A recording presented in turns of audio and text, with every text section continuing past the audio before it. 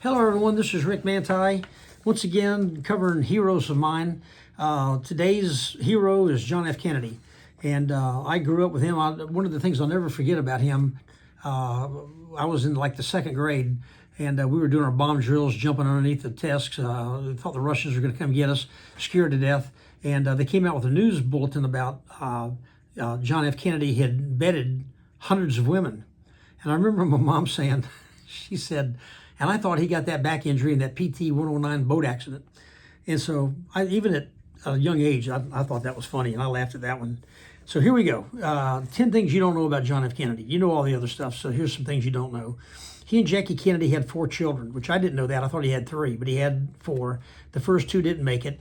And the thing I didn't know is that they're both buried with him at Arlington National Cemetery. I've been to his grave many times, but I didn't know that his 2 children that never made it were buried with him there at Arlington, which is pretty cool.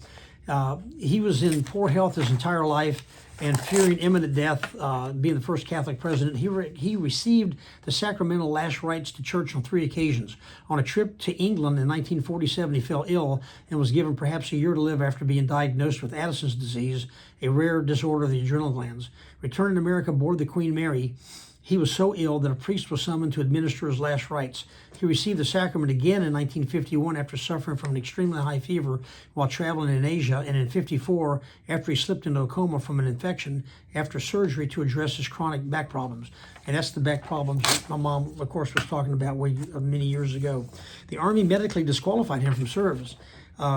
In the months before the United States entered World War II, he attempted to enlist in the military, but his intestinal and back problems caused him to fail the physical exam for both the Army and the Navy's officer candidate schools.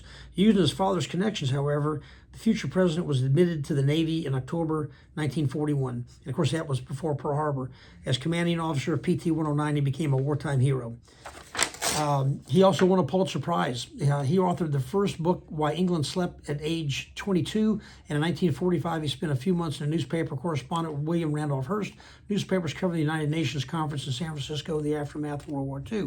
1957, a Pulitzer Prize in biography was awarded to Kennedy for Profiles of Courage, although there has since been controversy as to how much the book was ghostwritten by his aide, Theodore Sorensen.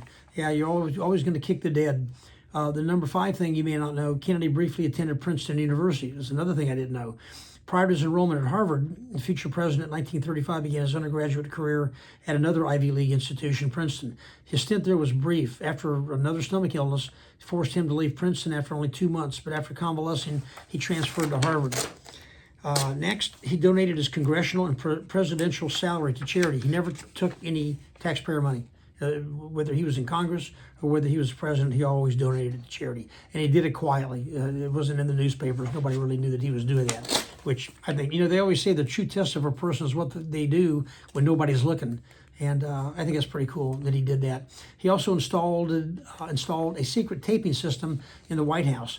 Everybody thinks Richard Nixon was the first one to do this, but nope, not him. He did this as well earlier on. He likely installed a system to aid him in writing his future memoir and to capture many historical discussions between Kennedy and his staff, including discussions during the Cuban Missile Crisis. Of course, he didn't live to do that. Number 8 thing is he proposed a joint Soviet mission to the moon. Now, this is something I didn't know.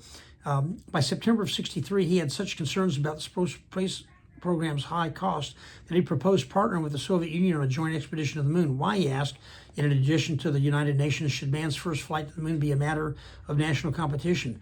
Why should the United States and the Soviet Union be preparing for such expeditions, become involved in immense duplication of research, construction, and expenditure? Well, obviously it went nowhere. Number 9, there were rumors that he considered dropping Lyndon Johnson from his ticket in 1964. Of course, he did not do that. And the last thing is Kennedy feared running for re-election against Mitt Romney's father.